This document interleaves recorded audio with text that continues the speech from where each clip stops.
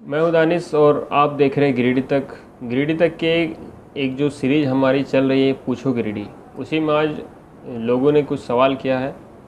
तो उसी का जवाब देने के लिए हमारे साथ मौजूद हैं इरफानी डेंटल हॉस्पिटल के director doctor Asif Ali Siddiqui. Doctor साहब, आपका हमारे चैनल में स्वागत है। आपका धन्यवाद। जैसा कि आपको मालूम हो कि लोग इस सीरीज़ में सवाल करते हैं कुछ, तो जो आप डेंटल के डॉक्टर हैं उससे रिलेटेड कुछ सवाल लोगों ने किया है, तो उसी का सवाल करेंगे और आपको जवाब देना।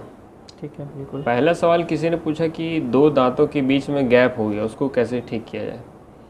देखिए, दो दांतों के बीच में गैप हो गया, पहले ये देखना पड़ेगा गैप कहाँ है, आगे है या पीछे है, गैप का रीज़न क्या है, किस वजह से गैप हुआ है, उसी आधार पे उसका इलाज होगा। अगर मान लीजिए दो दांत के गैप जनरली आगे के दांतों में होता है, दो दांत के गैप, तो उसमें कभी हम लोग कंपोजिट फिलिंग करके भी रिकवर कर सकते हैं और दूसरा ऑर्थोडोंटिक ट्रीटमेंट से भी रिकवर कर सकते हैं। बेहतर होता है ऑर्थोडोंटिक ट्रीटमेंट, जो कि हमेशा के लिए होता है, यानी कि दांतों में ब्रेसेस लगा के। अगला सवाल है कि दांत निकालने से, जब दांत कोई निकलवाते हैं तो उससे कुछ आँख में प्रभाव पड़ता है या आँख की रोशनी कम होती है क्या, ऐसा लोग कहते हैं। नहीं, ऐसा बिल्कुल भी नहीं है। ऐसा बस एक ये मिथ है। और दरअसल पहले के ज़माने में होता क्या था कि दांत निकालने के समय में नर्व को कंप्रेस किया जाता था, नर्व को दबा दिया जाता था ताकि उसको दांत निकालने में दर्द ना हो। लेकिन इस आधुनिक टेक्नोलॉजी के ज़माने में अभी तो दांत निकालने में बिल्कुल भी दर्द नहीं होता है और एक छोटा सा मतलब नॉर्मल इंजेक्शन लगा के उस जगह को एनेस्थेसाइज करके, यानी कि थेथर करके दांत को निकाला जाता है, जिससे पेशेंट को बिल्कुल भी तकलीफ़ नहीं होता है, कोई दर्द नहीं होता है और इससे आँखों में किसी तरह का कोई इफेक्ट नहीं होता है। ये बस एक मिथ है। मेरा भी आपने निकाला था, याद होगा शायद आपको। हाँ, आपने भी निकलवाया था। तो क्या आपके दांतों के निकालने के बाद आँख की रोशनी में कोई कमी आई? नहीं ना, वैसे वो दर्द भी नहीं हुआ था, सिर्फ इंजेक्शन एक दिया, उसके बाद कुछ पता ही नहीं चला, है ना। तो कोई कमी आई नहीं अभी तक, जिससे भी आपने सिर्फ सुना होगा, किसी को देखा नहीं होगा। अगला सवाल है कि दांत जो साफ करवाते हैं तो उससे दांत कमज़ोर होते हैं क्या। नहीं, दांत साफ करवाने से दांत कमज़ोर नहीं होते हैं। दरअसल होता क्या है कि जब आप दांत साफ करवाने आते हैं तो उस वक्त दांत में तो बहुत ज़्यादा गंदे होते हैं, दांत इतना ज़्यादा गंदा होता है उस वक्त कि अब उससे हम जब कचरा हटाते हैं चारों साइड से, जब दांत के हर तरफ से जब हम गंदगी को हटाते हैं तो उस जगह थोड़ा सा मतलब स्पेस हो जाता है, थोड़ा खाली लगता है। तो पेशेंट को ऐसा फील होता है कि अरे यहाँ पे तो गड्ढा हो गया, यहाँ खाली हो गया है, तो मेरा दांत कमज़ोर हो गया।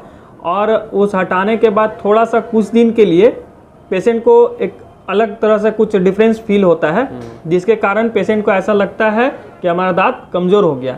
लेकिन जब दांत साफ़ होता है, साफ़ होने के 10 से 15 दिन के बाद जैसा अभी का दांत है उससे ज़्यादा मजबूत हो जाता है। तो दांत साफ़ करने से ऐसा कुछ नहीं है कि कमज़ोर होता है, दांत साफ़ कराने से दांत और भी मजबूत होता है। हमारा मानना है कि दांत 2 साल में एक बार अगर आप साफ़ करा रहे हैं तो कोई दिक्कत नहीं होगा। दांतों का ख्याल कैसे रखना चाहिए, क्या क्या करना चाहिए। दांतों का ख्याल रखने में यही है कि आप कोई भी चिपचिपा अगर पदार्थ खा रहे हैं तो खाने के बाद दांत को एक बार साफ़ कर लें। बाकी 2 टाइम ब्रश करना चाहिए, एक बार सुबह और एक बार रात।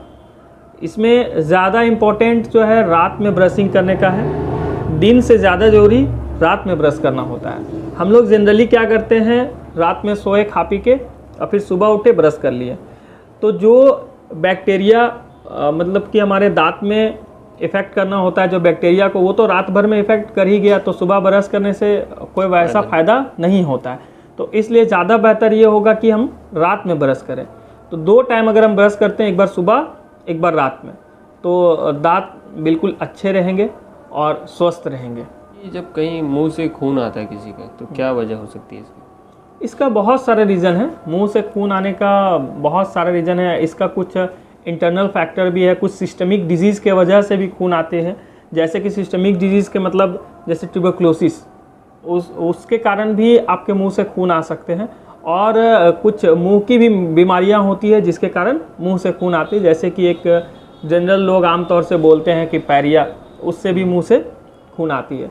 इसका इलाज है, आप जब क्लिनिक जाइएगा वो चेक करेगा तो आपको वो क्लियर करेगा कि आपको कुछ सिस्टमिक डिजीज़ के कारण मुंह से खून आ रहा है या फिर आपके मुंह के कारण मुंह से खून आ रहा है, मुंह के बीमारी के कारण खून आ रहा है। मुंह का जो कैंसर होता है उससे कैसे पहचाने हैं कि किसी को हो रहा है, कैसे पता चलेगा?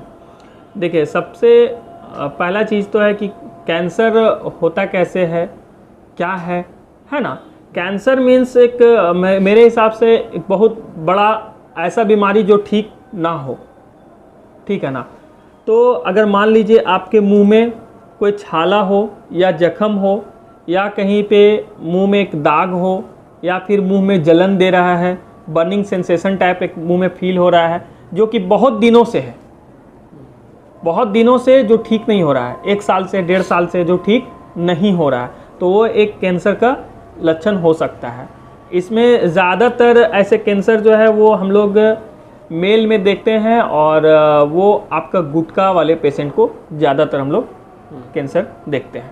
टेढ़े मेढ़े भी दांत रहते कई लोग हैं, तो उसका क्या, उसको सीधा का कुछ उपाय? हाँ बिल्कुल। अब टेढ़े मेढ़े दांतों के लिए आपको, जैसे मैंने बताया कि 2 दांतों के बीच में गैप के लिए जो ट्रीटमेंट होता है कि ब्रेसेस लगा के ऑर्थोडोंटिक ट्रीटमेंट किया जाता है, वैसे ही टेढ़े मेढ़े दांतों का भी ऑर्थोडोंटिक ट्रीटमेंट करके उस दांत को पूरा बिल्कुल एकदम लाइन में लाया जा सकता है। और टेढ़े मेढ़े दांतों का इलाज थोड़ा सा समय लगता है उसमें, लेकिन बिल्कुल ही बेहतर हो जाता है ऑर्थोडोंटिक ट्रीटमेंट से। आप आराम से दांतों को सीधा करवा सकते हैं। ये जो आपने बताया कि ऑर्थोडोंटिक ट्रीटमेंट यानी ब्रेसेस वाला, उसमें कितना समय लग जाता है? ऑर्थोडोंटिक ट्रीटमेंट में जो ब्रेसेस लगाने के बाद क्या समय लगती है, ये डिपेंड करते हैं केसेस पे कि पेशेंट का केस कैसा है ना। किसी पेशेंट को जो है सो आपको 1 साल 6 महीने में भी हो सकता है और किसी को 1.5 से 2 साल भी लग सकता है। और इसका जो बेहतर जो एज होता है लगभग 13 से 14 साल के आसपास अगर आप करवाते हैं ये ट्रीटमेंट तो जल्दी होगा। और जितना एज ज़्यादा हो जाएगा, मान लीजिए कि किसी का एज 30 ईयर्स हो गया, 40 ईयर्स हो गया, तो टाइम लगेगा उसको ठीक होने में। लोगों को क्या क्या खाना चाहिए, क्या नहीं खाना चाहिए अपने दांतों की देखभाल के लिए? देखिए, लोगों को मीठा कम इस्तेमाल करना चाहिए। मीठा ज़्यादा खाने से दांत को नुकसान ज़्यादा होता है। बाकी जब आप कुछ भी खाते हैं, खाने के बाद एक बार कुल्ला ज़रूर करना चाहिए। दूसरी चीज़ है, दांतों का ख्याल रखने के लिए एक बार ऐसे कुल्ला किए, फिर एक बार दिन भर में आपको फ्लॉस ज़रूर इस्तेमाल करना चाहिए। यानी कि दोनों दांत के बीचों बीच में धागे का इस्तेमाल करके दोनों दांत के बीचों की गंदगी और जो भी फंसा होता है उसको निकालना चाहिए। तो ये हो गया एक फ्लॉसिंग। दूसरा, 2 टाइम ब्रश करना चाहिए, एक बार सुबह एक बार रात में। इससे आप अपने दांतों का ख्याल रख सकते हैं। लोग कहते हैं कि जैसे चाय पीने के बाद तुरंत पानी नहीं पीना चाहिए, उससे दांत झड़ जाते हैं, कितनी सच्चाई इसमें? नहीं, ऐसा कुछ नहीं है कि चाय पीने के बाद पानी पीने से दांत झड़ जाता है, ऐसा कुछ भी नहीं है, इसमें कोई सच्चाई नहीं है।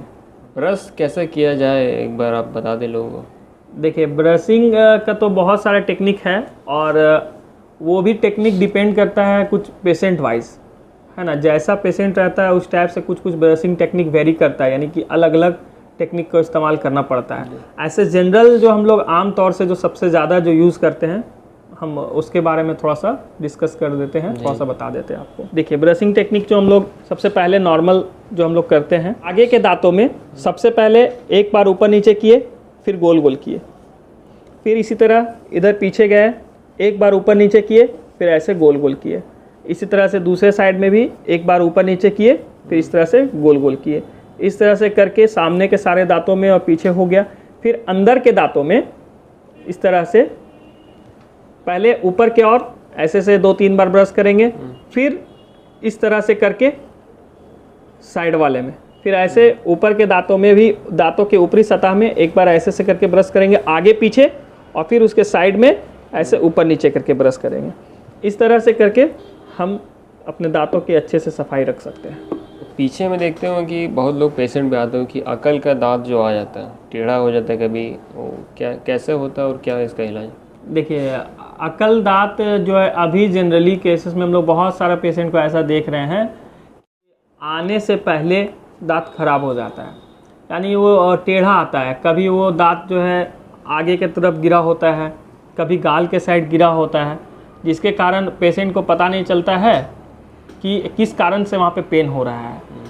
तो वो दांत आने से पहले कभी कभी ख़राब हो जाता है, और आजकल जो है वो बहुत डिले आ रहा है दांत, यानी कि जैसे कि वो आना चाहिए आपका लगभग 24 इयर्स के आसपास आ जाना चाहिए, लेकिन हम लोग आजकल ऐसा देख रहे हैं कि लगभग कोई पेशेंट आ रहे हैं हमारे पास जो 26 ईयर है, 30 इयर्स है, 40 इयर्स है, जिसका दांत अभी तक नहीं आया है।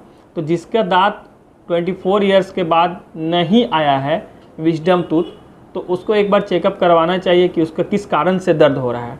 वो दर्द होने का बहुत सारा कारण है कि दांत कहीं अंदर ही ख़राब तो नहीं हो गया है, तो फिर उसको दांत निकालना पड़ता है, उसको एक्सट्रैक्शन करना पड़ता है, वही एक उसका इलाज है।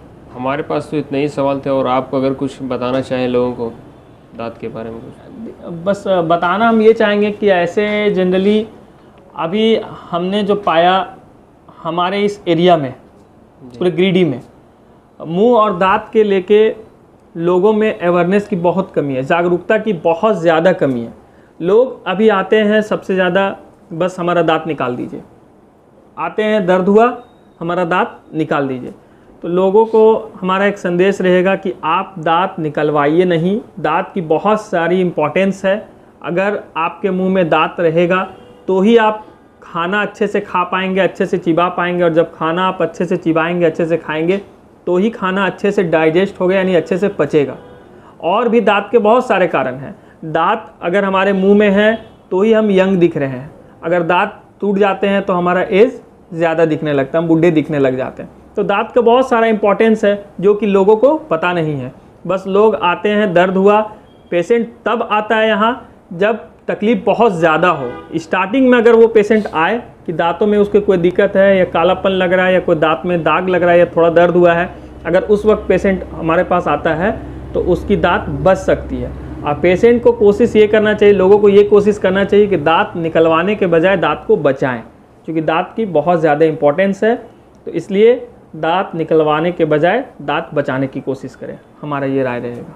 आखिरी सवाल है कि कई लोगों को दांत जो टूट जाता है तो उसके जगह पर नकली दांत लगाया जाता है, तो कितना वो सही रहता है, वो दांत मजबूत कितना रहता है? देखिए, जो नकली जो दांत लगाते हैं वो दांत ऐसे 2-3 तरह का होता है। एक की रिमूवल होता है जो कि खोलने लगाने वाला होता है, दूसरा होता है फिक्स, तीसरा एक इम्प्लांट होता है। 3 तरह का होता है। तो वो पेशेंट वाइज वैरी करता है कि किस पे हम क्या लगा रहे हैं, क्या किस पे सेट करेगा, है ना। ऐसे सबसे बेहतर होता है कि इम्प्लांट, कि जहाँ से आप दांत निकालें बस वहीं पे एक दांत लग गया, तो अगल बगल दांतों का कोई नुकसान उसमें नहीं होता, वो सबसे बेहतर होता है। परमानेंट, लेकिन हाँ, वो परमानेंट होता है, लेकिन ये वैरी करता है पेशेंट पे कि कैसा केस है, उस हिसाब से हम लोग डिसाइड करते हैं कि इम्प्लांट होगा या नहीं होगा। तो ये थे डॉक्टर आसिफ अली सिद्दीकी। इन्होंने दांत के बारे में, बीमारी के बारे में, और दांत को कैसे उसका देखभाल किया जाए, बहुत सारी चीज़ें हम लोगों को बताई। ठीक है डॉक्टर साहब, बहुत बहुत शुक्रिया अपना समय देने के लिए हमारे।